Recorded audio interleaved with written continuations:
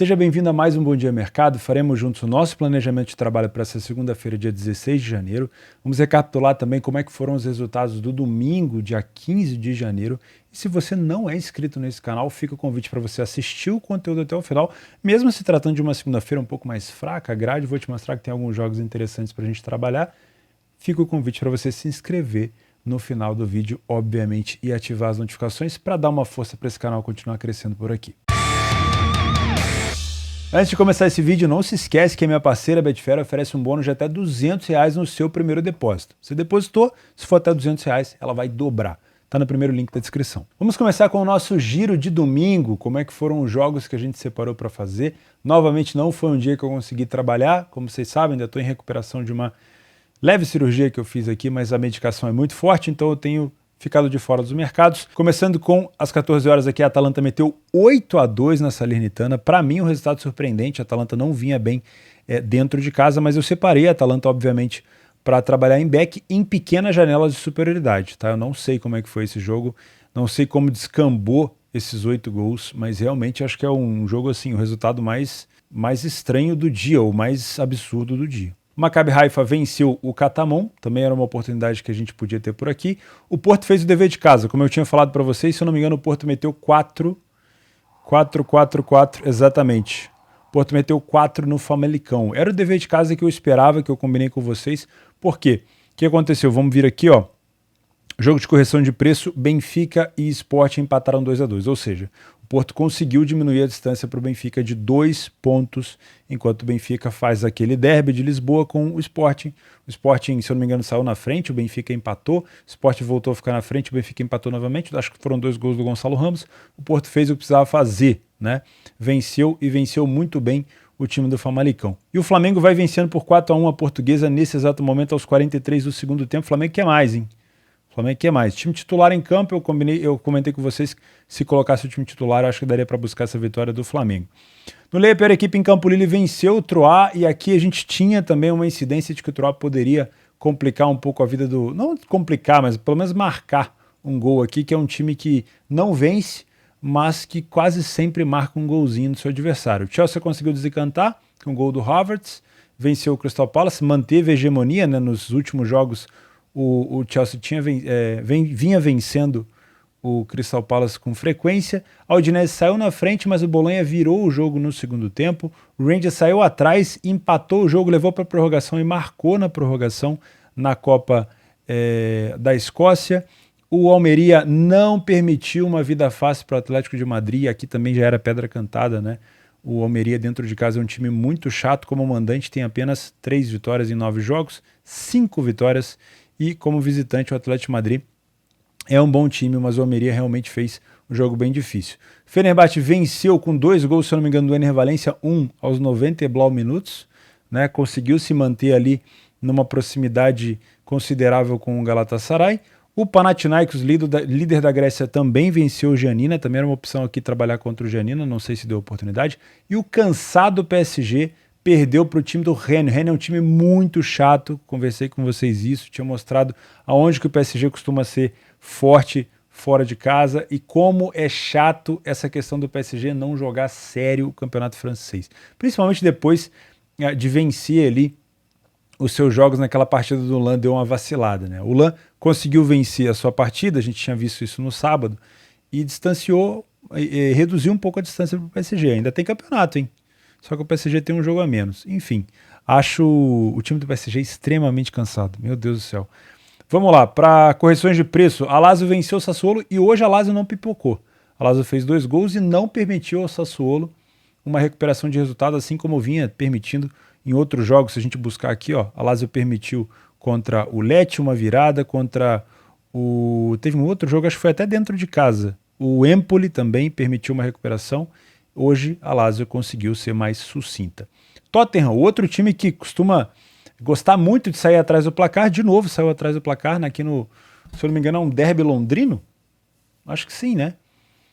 2-0 para o time do Arsenal. O Arsenal consegue aumentar para 8 pontos a distância do seu adversário Manchester City, depois da derrota do City para o United de virada, tá?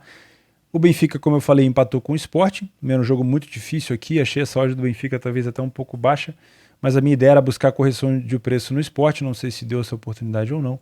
E por último, a Roma fez 2-0 na Fiorentina. Eu critiquei o Abraham ontem e ele deu 2 passes para gols do Dybala. Tá? Quem sabe a gente não tem essa inversão de papel, o Abraham sendo mais um pifador.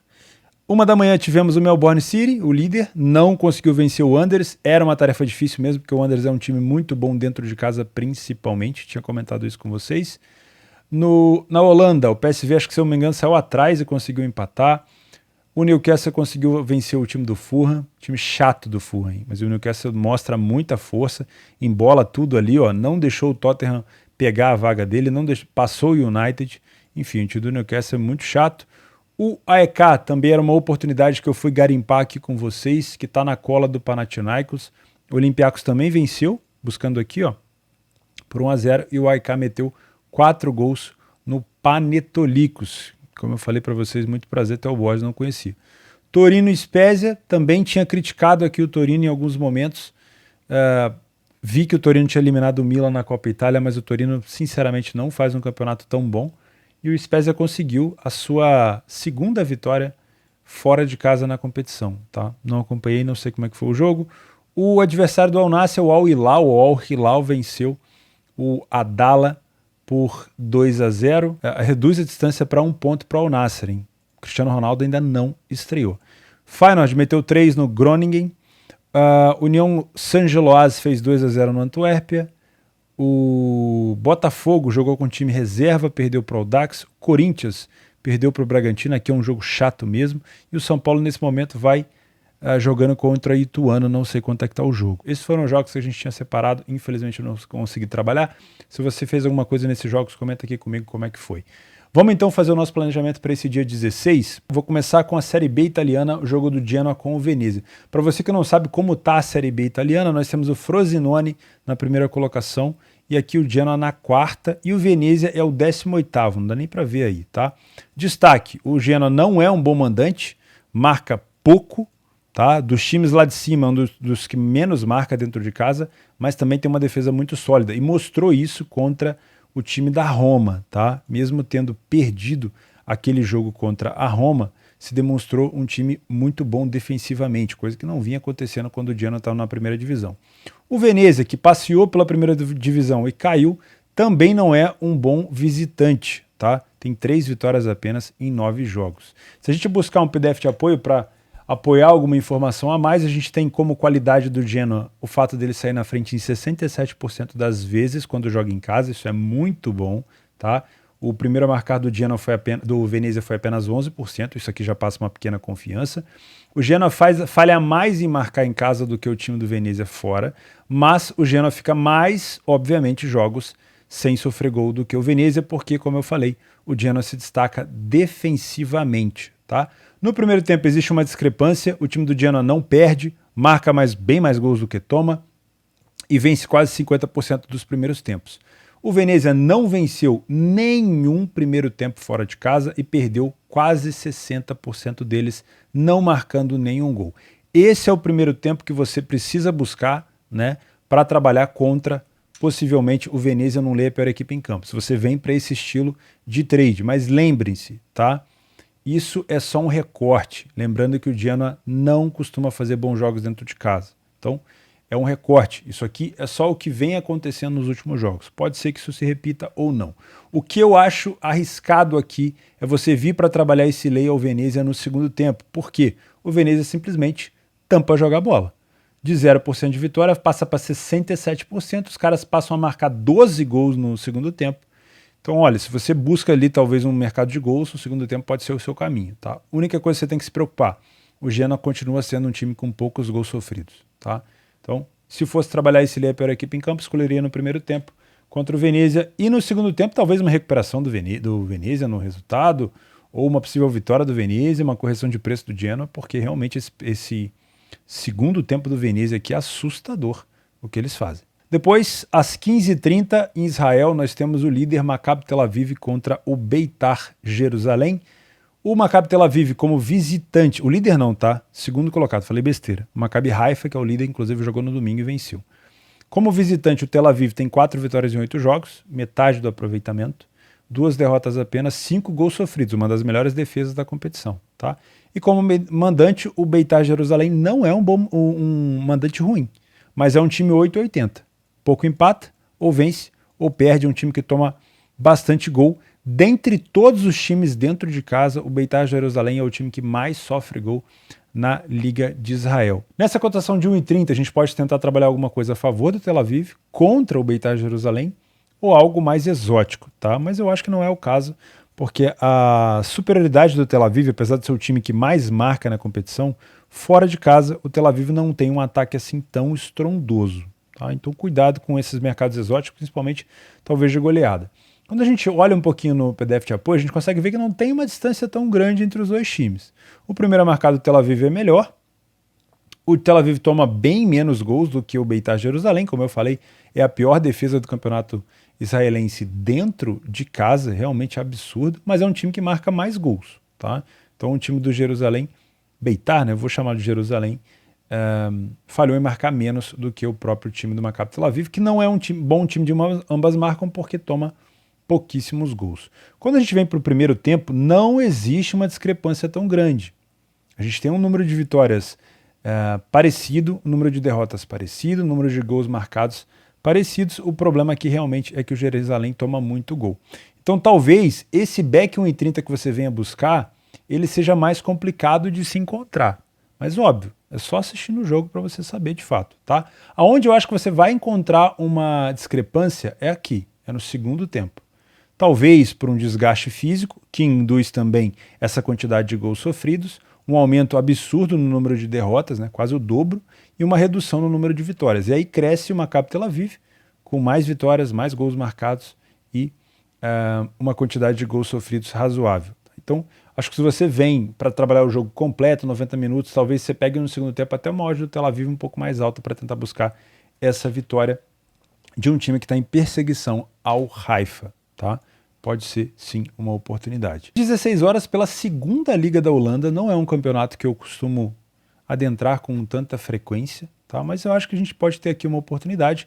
O Eindhoven tem 33 pontos, como mandante, 5 vitórias em 9 jogos, só perdeu uma partida, tem uma defesa bem sólida, e vai enfrentar o Den Bosch, que é um dos piores visitantes da competição, com 2 vitórias em 9 jogos, 17 gols sofridos. Nem dá para ver no monitor aí, porque ele está realmente lá embaixo. Tá? Os últimos jogos entre eles, o Eindhoven venceu as últimas 4 partidas. Dentro de casa, o Eindhoven perdeu para o Venlo e venceu 2, empatou uma. O Den Bosch, fora de casa, como vocês podem ver, é um time com muita dificuldade. Se a gente puxar aqui o PDF de apoio, 89% das vezes o time do Eindhoven saiu na frente do placar e apenas em 22% o time do Den Bosch. Acho que dá para buscar esse possível ler a pior equipe em campo aqui no Den Bosch, se tiver liquidez, se o mercado for abrir na Betfair, obviamente.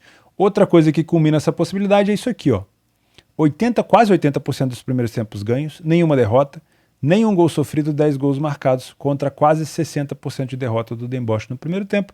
Isso, obviamente, é um histórico passado, não garante que vai se repetir assim, mas talvez seja o melhor momento se você quiser buscar um lay ao Den Bosch, porque o segundo tempo existe uma queda absurda de desempenho do Eindhoven, de 0 gols sofridos, ele passa a tomar 10. Então, talvez no segundo tempo, se você quiser buscar gols, pode ser interessante, mas no primeiro tempo, acho que é um jogo mais propício para um lay, a pior equipe em campo para o lado do Den Bosch, que ocupa aqui a 17ª colocação geral. Também às 16 horas nós temos o Estoril contra o Casa Pia.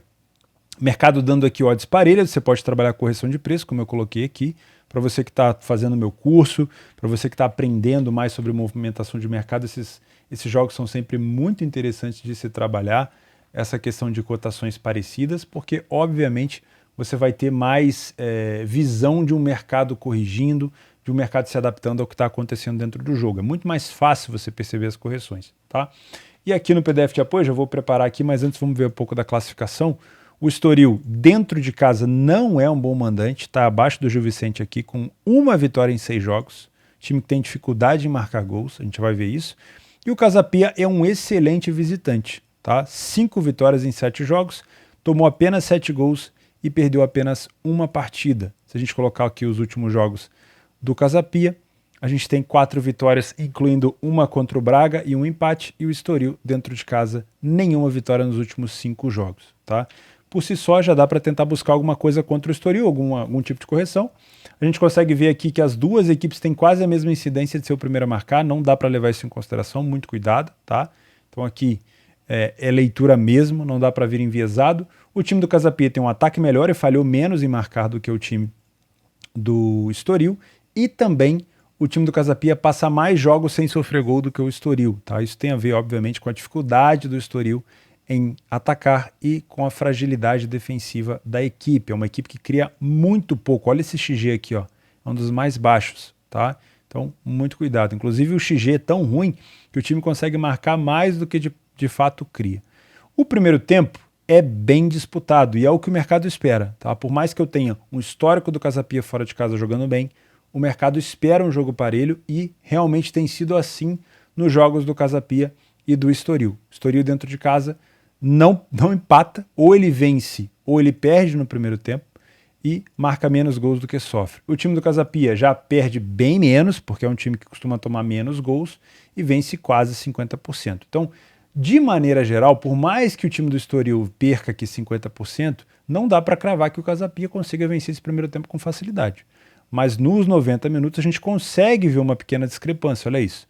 A gente tem uma queda de desempenho muito grande do Estoril, que passava a vencer 50% dos primeiros tempos e perder 50% dos primeiros tempos. Só que agora ele tem 50% de empate, 50% de derrota, não vence nenhum segundo tempo, marca pouco gol, continua sofrendo bastante. Então aqui a gente consegue ter talvez uma discrepância. Outra coisa interessante é que o time do Estoril sofre bastante gol de bola parada, e isso pode ser sim um fator importante na sua tomada de decisão. Como a gente consegue ver aqui, ó, o Estoril não ganhou nas últimas 10 partidas e o Casapia não perdeu em 8. Agora pulando para a Itália, primeira divisão, Empoli e Sampdoria. 2,20 a odd do Empoli, 3,50 a odd da Sampdoria, uma das piores temporadas que eu já vi a Sampdoria fazer.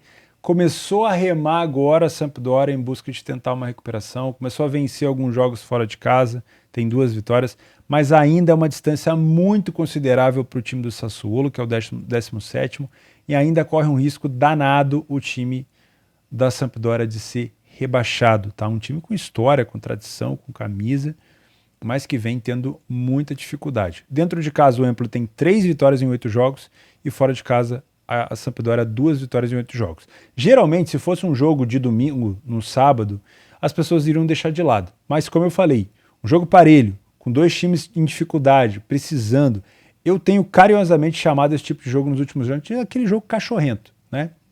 Você não quer fazer, mas pode ter uma oportunidade aqui. Mas é aquela coisa, se vier enviesado com a Samp, em alguns momentos onde o Empoli está mal em campo, você não vai conseguir aproveitar. Aqui os 2 times têm a mesma incidência de sair na frente do placar. O time do Empoli falha menos em marcar, mas relativamente os ataques são muito parecidos. O que conta mesmo aqui é que a Sampdoria raramente passa um jogo fora de casa sem sofrer gol. Isso pode fazer diferença, tá? O primeiro tempo dos 2 times é péssimo e o segundo tempo é pior ainda. Então, de novo, vem sem viés, porque por mais que o Empoli tenha vencido times interessantes e perdido apenas para times de alto escalão da Itália, não vem fazendo nem bons primeiros, nem bons segundos tempos, inclusive com o número de derrota no segundo tempo bem grande, junto com a Sampdoria. Jogo parelho para trabalhar mercado com muita leitura de jogo. Às 17 horas nós temos o Cádiz contra o Elche. O Elche é o pior time da La Liga e realmente faz força para fazer talvez uma das piores temporadas de um time na La Liga de todos os tempos. São 16 jogos e 4 pontos. 34 gols sofridos, realmente absurdo. O Cádiz é o 19º, ou seja, um time acima com 15 pontos. Então dá para ver a discrepância, né? O Cádiz briga ali 2 rodadas para sair dessa zona de rebaixamento e a gente tem o Elche ali que provavelmente, assim, olhando o que a gente viu de desempenho do Elche até agora, praticamente um time rebaixado. Só realmente se as coisas mudarem muito. Seria salutar vir para trabalhar contra o Cádiz, estipulando talvez o Cádiz como odd baixa? Acho que não. Tá, o Cádiz pode sim perder esse jogo, ele pode dar ao Elche a primeira vitória na competição, ele pode empatar, mas eu não acho legal vir para trabalhar contra o Cádiz. Mesmo o Cádiz estando em 19º e mesmo o Cádiz tendo vencido apenas uma partida, vocês não estão vendo aí, dentro de casa, tá? Por quê? Porque o time do Cádiz, ele pelo menos não perde tanto, ele tem 3 empates na competição, tá? Eu já vou mostrar para vocês os números, vocês vão ver que é assustador. Esse jogo ele tende a assustar mesmo, mas eu separei ele porque podem haver janelas de inferioridade do Elche, onde a gente pode trabalhar esse layout aqui, porque é um time muito frágil. E geralmente quando tem essa situação, os jogadores já não estão tão entrosados, existe problema com o treinador, o time às vezes não corre um pelo outro, então isso pode ser interessante de se observar no live. Tá? Se você vem para precificar pré-live aqui, talvez você consiga também encontrar algum tipo de valor, mas não acho que eu venha buscar essa vitória do Cádiz. Eu estou mais para buscar um empate ou uma derrota do Elche e, obviamente, dentro de uma leitura de jogo, não precisa ficar segurando até o final. Quando a gente tem uma discrepância de cores tão vermelhas assim, é porque a situação não é fácil, tá? 25% das vezes o Cádiz sai primeiro na frente, 38% o Elche. Então ainda é capaz do Elche sair na frente primeiro. Isso é um fator de preocupação. Mas, vamos lá, os dois times têm péssimos ataques e a defesa do Elche ela é pior, tá? Lembrando que o time do Cádiz ele empata bem mais do que perde. O time do Cádiz falhou mais em marcar do que o Elche e o time do Cádiz fica mais jogos sem sofrer gol do que o Elche. O Elche sofreu gol em todos os jogos fora de casa. Quando a gente puxa para o primeiro tempo, não existe uma discrepância tão grande. A gente tem um número de vitórias maior do Cádiz em relação ao Elche, mas olha isso, dá para confiar, né? E uma derrota, um número de derrota absurdo aqui do Elche na primeira parte, com 11 gols sofridos. 11. Realmente a defesa do Elche é uma situação complicadíssima. O Cádiz tem 13% de vitória no primeiro tempo contra 13% do Elche, então se você busca algo aqui, uma janela de superioridade, talvez o primeiro tempo ainda te dê um pouco mais de conforto, porque o segundo tempo do Cádiz ele passa a ser um time que sofre muito mais gol do que no primeiro, e isso não é uma situação tranquila de se lidar. Falando um pouco dos jogos extras que você pode inserir dentro da sua grade, afinal de contas a gente está com uma grade fraca, a gente tem o Ionikos, que também estou aqui para me apresentar para ele, muito prazer ter o Borges, contra o Volos na Grécia, tá? O Ionikos é o pior time da competição, com uma vitória em 17 jogos, dá até para ver aqui, porque são poucos times. Como mandante, nenhuma vitória dentro de casa, e como visitante, o Volos tem pelo menos assim a 5ª colocação. Então talvez seja um jogo para você possivelmente aproveitar dentro dessa possibilidade de correção de preço, um lei ao Ionikos. Mas, utilizando o PDF de apoio, você vai ver o seguinte: as duas equipes têm a mesma incidência de sair na frente do placar e o primeiro tempo e o segundo tempo não tem discrepância, tá? Então se você vem para trabalhar esse jogo, é leitura de jogo 100%. Às 15 horas nós temos o Ingolstadt contra o Aue. A terceira liga da Alemanha, aqui o Ingolstadt contra o Aue, é muito parecida com a segunda divisão, tá? Uma loucuragem de gols, recuperação de resultado. Eu gosto bastante de trabalhar, pode ser uma oportunidade para você matar a saudade, tá? Eu, geralmente, quando trabalho a terceira liga, é para gols. Às 16h45 na segunda divisão da França, para quem quiser acompanhar, um jogo assim que não chama tanta atenção, 18º contra o 20º, o Saint-Étienne já foi um dos maiores times da França com maiores números de títulos, hoje em dia não é mais, se eu não estou enganado. Um time com ainda é favorito fora de casa, não consigo entender como, porque realmente o Saint-Étienne tem uma campanha horrorosa na segunda divisão da França, podendo ser rebaixado para a terceira divisão, tá? Então acho essas odds aqui que poderiam ser mais parelhas do que por si só um pequeno favoritismo para o Saint-Étienne. Como mandante, o Niort tem 3 vitórias em 9 jogos e como visitante o Saint-Étienne tem uma vitória apenas em 9 jogos. O Niort não perdeu nas últimas 6 e o Saint-Étienne não ganhou nas últimas 8. Acho que dá para buscar alguma coisa contra o Saint-Étienne. Aonde? Primeiro a marcar entre os dois não tem discrepância, tá? O time do Saint-Étienne não falhou em marcar em nenhum jogo fora de casa, então é um time que produz gol, mas é um time que sofreu em quase todos os jogos, de 9 jogos ele sofreu em 8 fora de casa. Então muito provavelmente a gente vai ver aqui um ambas marcam, é uma possibilidade bem grande. Não é dica de aposta, mas é uma possibilidade. Não acho que essa discrepância vai ocorrer no primeiro tempo, porque a gente tem aqui o Saint-Étienne até tomando mais gols, mas o número de vitórias das duas equipes é baixa. Aonde a gente tem uma discrepância de resultados é no segundo tempo. O Niort vence muito mais do que o Saint-Étienne, mas perde um pouquinho mais, só que os dois times continuam tendo uma incidência de gols marcados e sofridos. Sinceramente, acho que é mais um jogo para gols, não assim para 2-2, 3-3, mas acho que pode ser um jogo para ambas as equipes marcando, para over 1,5, e se você tem a oportunidade de acompanhar essa partida, eu acho que vale a pena dar uma olhada.